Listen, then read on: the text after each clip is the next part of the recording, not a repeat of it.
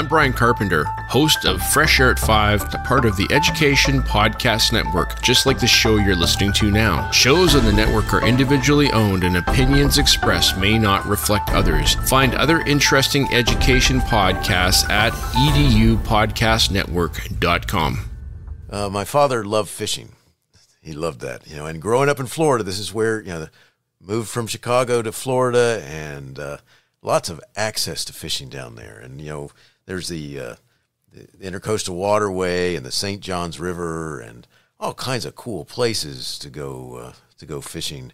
It's the Education Podcast, your favorite show, with lots of groovy guests and they share what they know. So crank it up to 10 and let your neighbors know that here's another show with Dr. Steve Milletto. Teaching, learning, leading, K-12. Teaching, learning, leading, K-12. Teaching, learning, leading, K-12. With Dr. Steve Milletto. Hey everyone, I've got a different sort of episode today. Instead of interviewing somebody, you just got me. I'm going to reflect about Father's Day. That's right, it's coming up, and it makes me think about the neat things that have gone on with my family and celebrating me as a father with my children. We've had some good times, and I love that. I love hanging out with them. We'd go to baseball games, see a movie, play a game or two, have dinner together, and whatever else might be planned. We just have a good time hanging out together, and it's always good to see what comes up next. What we might do. Those are some great times, and and always somewhere in there, I might get one of my favorite meals, which is meatloaf. I love meatloaf. It's just an excellent meal. One of the cool things about Father's Day is that it makes me very much think about, when my children were much younger, and then it thinks about me celebrating with my father. And I want to do a shout out here to my friend and fellow podcaster, Jeff Ikler, who did recently a show about Father's Day on his podcast. So he made me think, and I thought, that'd be something good to do. My father's been gone for a long time now, but still get some cool thoughts. And one of the things that I wanted to start with here is just I'm just going to share some stories. My father loved fishing. He loved that. And growing up in Florida, this is where moved from Chicago to Florida, and lots of access to fishing down there. And there's the Intercoastal Waterway and the St. Johns River and all kinds of cool places to go fishing. Out at the jetties, catch all kinds of cool fish. There's this fish that you catch 2, 3 on these different types of hooks that you had, and they'd just attack everything. It was awesome. But our favorite fish to go hunting for would be the sea trout. And the sea trout, we love to go down, just around New Smyrna Beach, Edgewater area, and all the way down to Titusville. And you hang out in there in these shallow, grassy areas in the middle of summer, and the sea trout love that because they're chasing these little fish called pigfish and chasing shrimp and trying to get those. And it's the coolest thing. We go out there in a boat, and we take dead shrimp and live shrimp and other types of baits, but those are the main baits. And you go out there and you have a bobber, you throw that out, trying to get it as close as you could to that little shallow area where you'd even see the dorsal fin of the sea trout hanging out in the grass. And and you knew what they were doing in there. They're trying to get at those pigfish and those shrimp that are in there. And what you wanted was for them to come after your line. That was the coolest thing, because sea trout don't nibble. They take. And whoa, all of a sudden you got a nice bite, and they take off with it, and you got a little chase, and bring them back into the boat, and it's cool. Now, one of the cool things about sea trout, and they're like a silvery color with little black speckles on their tail. And one of the other cool things about them is that they have these little fangs inside their mouth. And if they swallow that hook, you got to watch out, because they'll clamp that. You reach in there trying to get that hook out of their mouth, and they'll clamp down on your finger, and whoa, that does not feel good. We had a lot of fun fishing for sea trout. That was a blast. And we'd do that and hang out all day and bring back our catch, and he'd fillet it up, and we'd eat some that day and save the rest for another time. Yeah, what a blast. Now, fishing with my dad, he liked doing that type of fishing, bass fishing also, and just all kinds of it. But his all-time favorite type of fishing was deep sea fishing. And he used to share these different stories. He'd like to go out there and catch sailfish and something that in those days was called green bull dolphin, but today I think they refer to it a little more as mahi-mahi. Not to be confused with the porpoise or the bottlenose dolphin type fish, or mammal, whatever they technically are. But he'd go out fishing for sailfish and for the green bull dolphin, and he'd have a blast. And if you've never eaten that bull dolphin or mahi-mahi, oh, they're awesome. They're very good. There are not a lot of fish that I really crave. That's one of them. And yummy, yummy. Well, he used to tell this story all the time because when I was young, he wanted to take me fishing with him out deep sea fishing, so I get a chance to hook one of those green bull dolphin or a sailfish or something like this. Now, it'd probably yank me over into the ocean, but we'd go out. And we'd travel down to the Florida Keys, especially down to an area called Isle Morada, and that's where he had a friend who had a boat called the Shady Lady. I believe the captain's name was Skip, and he loved going down there and go out deep sea fishing. Well, I went out with him a couple of times, and each time I went out with him, today they have this thing called the patch, and I'm a big believer in the patch because I've used it, and it's kept me from having a lot of problems when I'm out in the deep sea. But in those days, I didn't have that thing, and I got sick each time, and they had to turn the boat around and come back closer to shore, and we'd go into the water, and I'd recover from my seasickness. Oh, and he used to tell that story, and you just never knew if we were visiting with new people. At some point, he's going to tell a story about how much money I cost him when he had to turn that ship around each time. Love fishing with my dad. That was a lot of fun. A lot of fun. He enjoyed fishing, and I always hated that we never really made the deep sea fishing for me thing happen, and he had to go out on his own. But good stories about fishing. Now, one of the things that I got to talk about is that my dad loved music, right? And when I was little, he had a Ford Country Squire station wagon. A Ford Country Squire station wagon. Have you seen one of those? They're awesome. Very long, sleek, have a rack on the top. His was cream color with that simulated wood paneling on the sides, and it was awesome.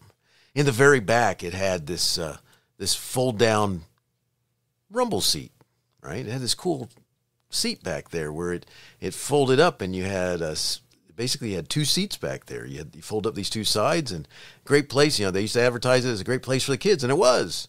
We'd ride back there, and it had this cool electric window that would roll down in the back, and he would use that, and we'd go to the drive-in movies, and he'd pull in backwards, put the speaker back there, and we would watch the movie from that back part of that Country Squire station wagon.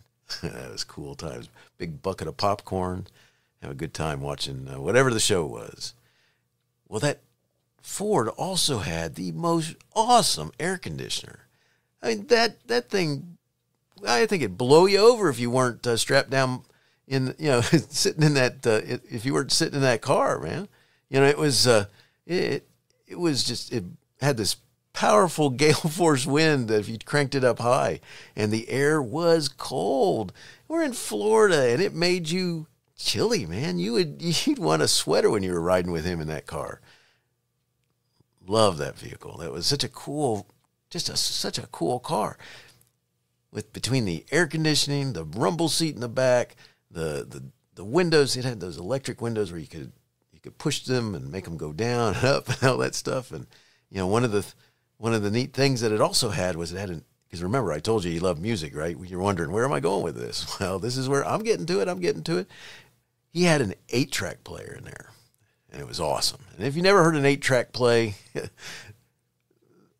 they're cool. You had so many songs on them. You know, it when it would hit the different tracks, it would make this tutunk sort of sound, and you go to the next round of songs. But you know, he had his big collection in this big black box that all those 8 tracks fit in.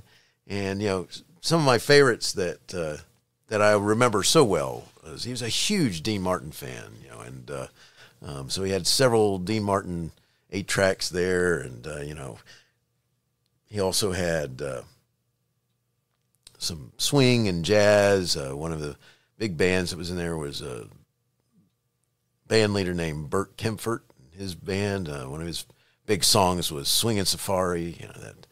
Oh yeah, we had that cranking. You know, Dean Martin. You know, Everybody Loves Somebody, and all kinds of good stuff by him.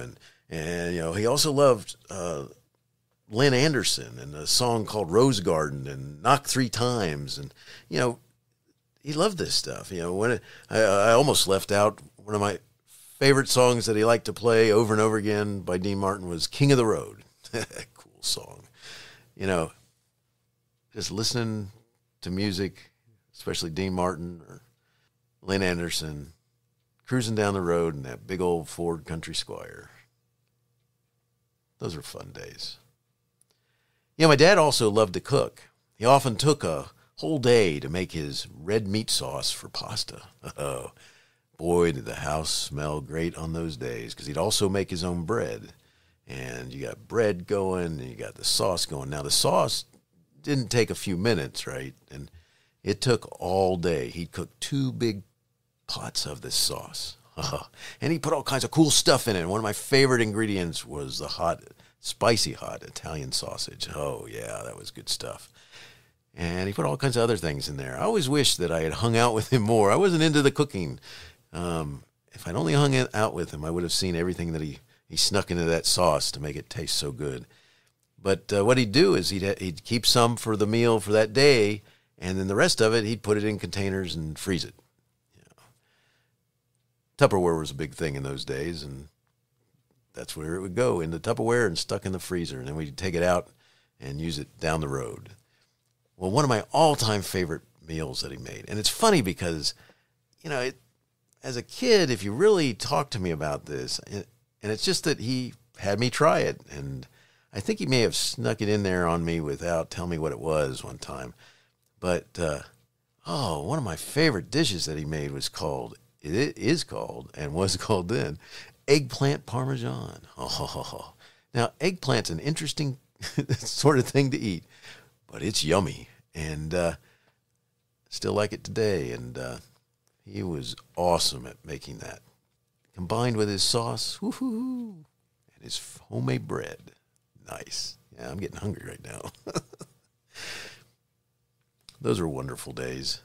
Yeah, it's good stuff. My dad liked to experiment with cooking. Whenever I talk about him and cooking, one of the things I have to say is the day that he decided he liked experimenting with wine and mixing it with different sorts of foods and sauces and stuff like this to see how what it did to the flavor. Well, one day he decided he's making an omelet or two, and he decided to mix this red wine with the eggs, and it had a nice flavor to it, but it turned him a grayish green. That was a funny thing. Never forget that. Any of these stories making you think about your father or stepfather or grandfathers or whoever that person might have been? You know, it's I have to, as I'm getting close to finishing up, you know, another memory that I want to make sure I share is that, you know, he was he had a lot of thoughts about different things that he should cook, right? So he'd try cooking. Yeah, he just liked to cook. And for one Father's Day, we gave him a new smoker. And he tried all kinds of different foods on that, and we had fun smoking foods, and it was good. He came up with different recipes, and it was awesome. But this one Thanksgiving, the Thanksgiving of the year that he received that smoker for Father's Day, he decided to get up bright and early. Now, we had not two meals, but we had 2 turkeys planned for that day. We're going to have a smoked turkey, and we're going to have a roasted turkey. And so that morning, he got up bright and early. He had gotten all his stuff out the night before, and he got up very early. He's down there tinkering around about 4 a.m., and he gets the smoker going, and then eventually puts the turkey on, and we're up there snoozing, all right? The family's up there sleeping and enjoying slow start to a Thanksgiving day, which soon wouldn't be such a slow start, because what ended up happening was it started to rain while he was down there messing around the smoker, and he had it outside in this concrete pad area just outside the back porch, and he decided it's probably not a good idea. The wind was picking up a little bit. He decided it wasn't a great idea to just leave it there, so he picks the thing up and he moves it inside the back porch, which was screened, and then there was the back door. Now, this house was built in like the 1890s, and now I wasn't around in the 1890s, so thank you very much.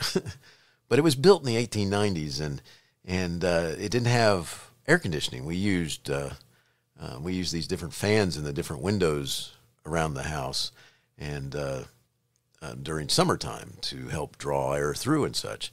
Well, one of the things that happened with that rain coming was the wind picked up a little bit and such, but early that morning, I'll never forget, because he's down there messing around that smoker and all this, and suddenly you start getting this gorgeous aroma that's coming through the house of the turkey as it's cooking, and woo, that was a nice smell as it's coming through the house, and you're going, oh, this smells wonderful. And then suddenly the wind kind of picked up a little bit, went through that smoker, and like grabbed the whole mess of that smoke and just shoved it into the house, and it kind of got sucked in. Remember, he had all those fans going in different windows and such, and it kind of pulled it through. And next thing you know is bright and early that morning, we all have to get up because all the smoke alarms are telling us it's time to get up. It's a fun memory. What about you? What sort of memories do you have, of Father's Day? What do you think? Does this make you think about anything? Any thoughts that come to mind? Hopefully they're fun to remember. I just told you a few. Enjoy your family. Enjoy your memories. Enjoy the celebration if you're a father and you get to hang out with your kids today or this coming weekend.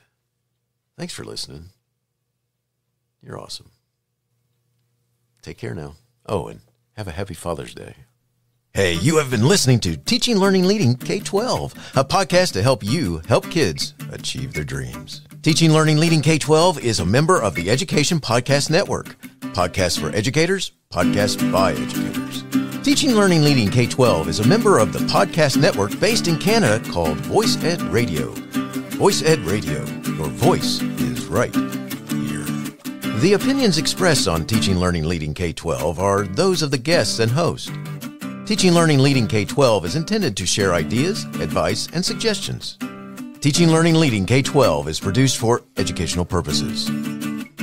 Hey, thanks for listening. It would be awesome if you visited my website at stephenmiletto.com and connected with me, left a review, and listened to more episodes. And by the way, you could also share it with your friends, with your family, and your colleagues. Thanks so much. You're awesome.